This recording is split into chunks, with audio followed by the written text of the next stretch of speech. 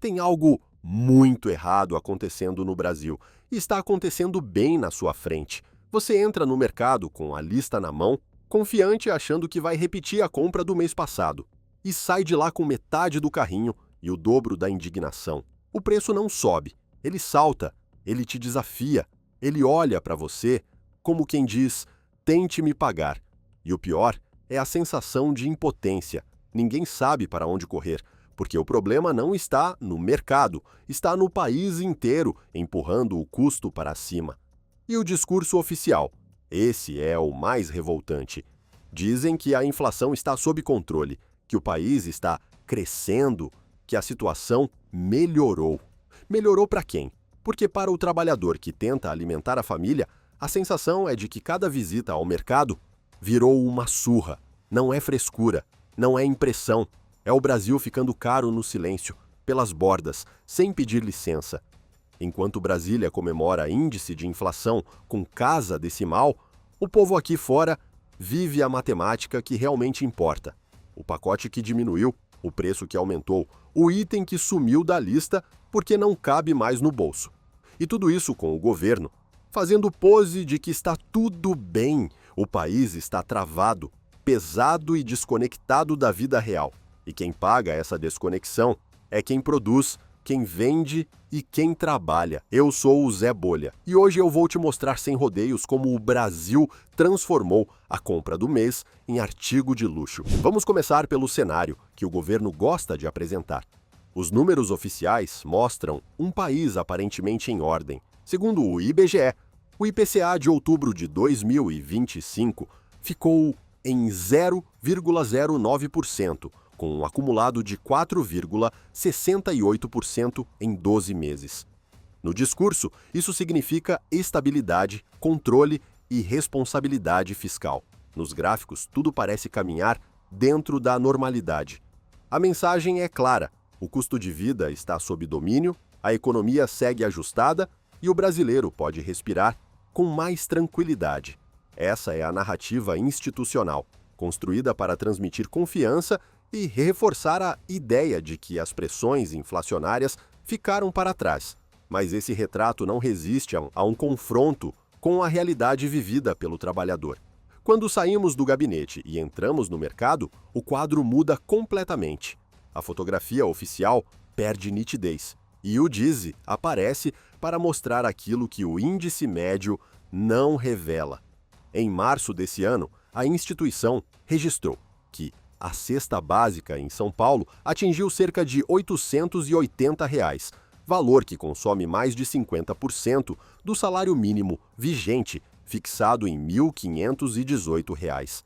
Essa relação entre renda e alimentação transforma o dado frio em uma experiência concreta. A dignidade de uma família inteira depende de metade do salário destinada apenas ao básico. Não há gordura para cortar, não há margem para imprevistos, não há espaço para erro. O DIESE aprofunda ainda mais o diagnóstico ao calcular o salário mínimo necessário para uma família viver com equilíbrio. O valor estimado gira em torno de R$ 7.400, praticamente 5 vezes o mínimo oficial. Essa diferença abissal não é fruto de opinião, exagero ou retórica política. É resultado de uma metodologia reconhecida, com critérios transparentes e reflexão direta sobre aquilo que compõe o custo real da vida brasileira. A disparidade entre o salário ideal e o salário real revela o descompasso entre o país retratado pelas estatísticas e aquele enfrentado pelas famílias todos os dias.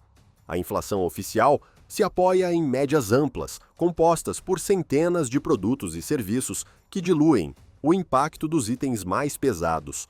Já a inflação vivida no mercado concentra o peso nos alimentos, no gás, no transporte e nos itens de higiene. É justamente essa concentração que explica por que o índice geral pode parecer brando enquanto a despesa do mês se torna cada vez mais intolerável. Os preços que determinam a sobrevivência não flutuam na mesma intensidade dos preços que compõem a média. O resultado é um país com inflação tecnicamente baixa, mas com custo de vida persistentemente alto. Há também o fenômeno da reduflação, que o governo adora ignorar. O produto encolhe, a embalagem perde gramas, a quantidade diminui, mas o preço continua exatamente o mesmo. Às vezes até sobe. É um aumento disfarçado, empurrado para o consumidor sem alarde. Não passa pelo IPCA, não entra na planilha oficial, não vira manchete. Mas entra no carrinho, entra na despensa e pesa no orçamento de quem precisa esticar cada centavo. Quando somamos tudo, a renda curta, a cesta básica pesada, a defasagem histórica do salário mínimo e a erosão silenciosa das embalagens, entendemos por que a inflação oficial não traduz a pressão que o brasileiro sente. O índice do IBGE descreve uma tendência macroeconômica. O DISE descreve a vida concreta. O brasileiro entra no mercado achando que está pagando o valor do produto, mas não está. Está pagando um pedágio invisível para sustentar um Estado que devora dinheiro, como se fosse recreio de buffet livre, e ninguém avisa isso na etiqueta. O carrinho parece leve, mas a conta chega pesada, e chega porque o governo transformou o consumo em uma máquina de arrecadação silenciosa. Para você ter uma ideia, em 2024, a carga tributária brasileira chegou a 32,32% de tudo o que o país produz.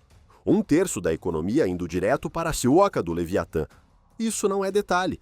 Isso é o motivo pelo qual o arroz, o feijão e até o sabonete viraram itens de sobrevivência. Eu sempre digo, o produto em si quase nunca é o problema. O problema é o imposto, escondido em cada etapa da cadeia. Desde o transporte até a energia, passando por regras absurdas, licenças intermináveis e taxas inventadas por quem nunca produziu nada além de burocracia. É como se colocassem sacos de areia dentro do carrinho do trabalhador e esperassem que ele fingisse que está tudo bem. O mais triste é que boa parte da população culpa o comerciante. Acha que o dono da padaria está roubando, que o supermercado está abusando, que o fabricante está nadando em lucro. A realidade é exatamente o contrário. Os pequenos e médios empresários são esmagados todos os dias por custos que não fazem nenhum sentido. Pagam imposto para abrir, para funcionar, para contratar, para vender e para sobreviver. Quando tentam repassar uma pequena parte desse sufoco para continuar de portas abertas, viram vilões da história contada pelo próprio governo. E o trabalhador fica no meio desse tiroteio fiscal. Entra no mercado fazendo contas mentais, corta item por item, desiste de uma coisa aqui, troca outra ali e torce para o cartão não travar no caixa. A compra do mês virou um teste psicológico. E não porque o comerciante é malvado ou porque o produto ficou sofisticado, mas porque o Estado resolveu sentar na mesa do brasileiro e comer antes dele. O salário do brasileiro virou uma espécie de miragem. Ele aparece na conta, dá aquele alívio por alguns minutos e desaparece antes mesmo de a pessoa terminar a primeira página da lista do mercado. É impressionante como o trabalhador hoje vive com a sensação de estar sempre correndo atrás do próprio dinheiro, como se recebesse menos do que realmente trabalhou. E no fundo, é exatamente isso que está acontecendo. A vida está tão cara que o salário virou um hóspede indesejado. Chega, dá um oi rápido e vai embora sem deixar rastro, e o trabalhador fica ali, olhando para o extrato, perguntando onde foi parar todo o esforço do mês. A resposta é simples: foi embora, em comida, transporte, energia, aluguel, taxas, juros e o resto dos custos inflados por um país que parece ter sido montado para estrangular quem vive de honestidade. Não é que o brasileiro seja irresponsável com dinheiro. O brasileiro é responsável demais. Faz malabarismo, compara preço, troca marca, corta supérfluos, vira especialista em sobreviver. O problema está no outro lado, um sistema que puxa o salário para baixo com impostos altos e empurra o custo de vida para cima com burocracia, insegurança e um Estado que não devolve metade do que cobra. E o mais cruel disso tudo é que o trabalhador sente culpa. Ele acha que está gastando errado, que poderia ter economizado mais, que precisa se organizar melhor. Nada disso. O trabalhador brasileiro é um herói diário. O que falta não é planejamento. É um país que pare de tratá-lo como caixa eletrônico e comece a respeitar o valor de quem produz. Quando a pessoa chega ao mercado e percebe que metade da lista já consumiu 2/3 do salário, não é incompetência financeira. É o retrato de um país onde o custo de existir é pesado demais. O carrinho anda, o salário encolhe e a vida vira um malabarismo eterno. Se existe um personagem injustiçado nessa novela, chamada Mercado Brasileiro, é o pequeno comerciante. O público olha para ele e imagina que está lucrando rios de dinheiro. A realidade é exatamente o oposto. O comerciante brasileiro vive esmagado entre custos absurdos, regras que mudam o tempo todo, insegurança crescente e uma carga tributária que parece criada para punir quem ousa trabalhar. Abrir um negócio no Brasil é quase um ato de coragem. Manter aberto, então, é heroísmo. O comerciante paga imposto para operar, paga imposto para vender, paga imposto para contratar e paga imposto até quando as contas atrasam.